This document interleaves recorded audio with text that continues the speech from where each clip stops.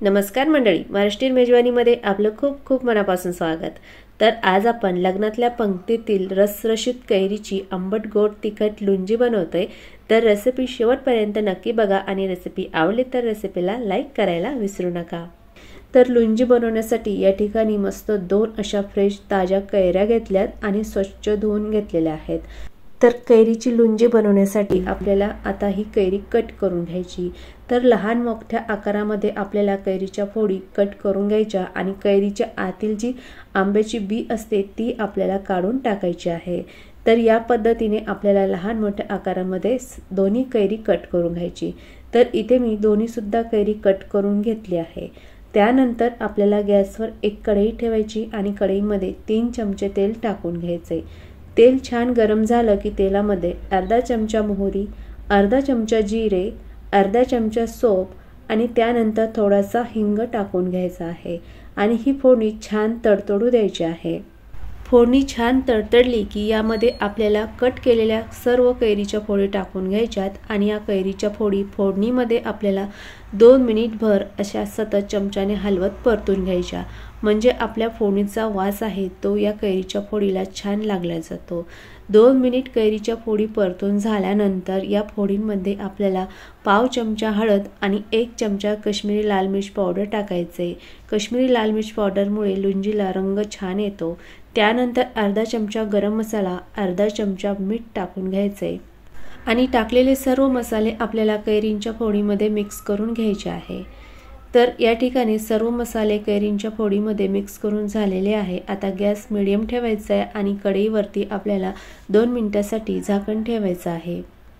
2 मिनिटांनी कढईवरचं झाकण काढून घ्यायचे आणि लोणची चमच्याने मिक्स करून घ्यायची आहे। मिक्स करून झाल्यानंतर आता आपल्याला या लोणचीमध्ये 1 वाटीभर साखर टाकून घ्यायची आहे।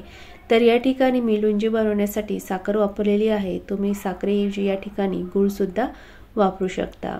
साखर टाकल्यानंतर आपल्याला ही साखर अशी छान लोणचीमध्ये मिक्स करून घ्यायची आहे। व्यवस्थित साखर मिक्स करून झाल्यानंतर कढईवरती आपल्याला 3 ते 4 मिनिटांसाठी झाकण ठेवून द्यायचं आहे। 3 मिनिटांनंतर कढईवरचं झाकण काढून घ्यायचे आणि तुम्ही बघू शकाल साखर आता पूर्णपणे वितळलेली आहे। पण अजून आपली लोणची शिजून तयार झाली नाही। तर लोणची शिजण्यासाठी आपल्याला परत कढईवरती झाकण ठेवायचे आणि लोणची परत 3 ते 4 मिनिट शिजून घ्यायची आहे। 4 मिनिटांनंतर कढईवरचं झाकण काढून घ्यायचे आणि 4 मिनिटांनंतर तुम्ही बघू शकाल आता लोणचीची ग्रेव्ही आहे ती छान घट्ट झाली। लोणचीला रंग बघू शकता एकदम छान आलेला आहे। तर आता लोणचीतील कैरीच्या फोडी आपल्याला दाबून बघायच्या। तर तुम्ही बघू शकता कैरी सुद्धा आपली छान सॉफ्ट शिजलेली आहे। तर या ठिकाणी आता आपली लोणची शिजून तयार झाली। तर या ठिकाणी आपल्याला गॅस बंद करायचा आहे आणि या लोणचीची ग्रेव्ही आहे ती थंड झाल्यानंतर अजून थोडीशी घट्ट होते, त्यामुळे आपल्याला लोणची यापेक्षा जास्त शिजवायची नाही। तर या ठिकाणी आपली लग्नातल्या पंक्तीतील रसरशीत अशी कैरीची आंबट गोड तिखट लोणची तयार झालेली आहे। तयार झालेली लोणची या ठिकाणी मी सर्विंग बाउलमध्ये काढून घेतलेली आहे। तुम्ही बघू शकता लोणचीला रंग मस्त आलाय आणि मस्त रसरशीत अशी लोणची तयार झाली आहे। या लोणचीला बघूनच कोणाच्याही तोंडाला पाणी सुटेल इतकी छान ही लोणची तयार झाली।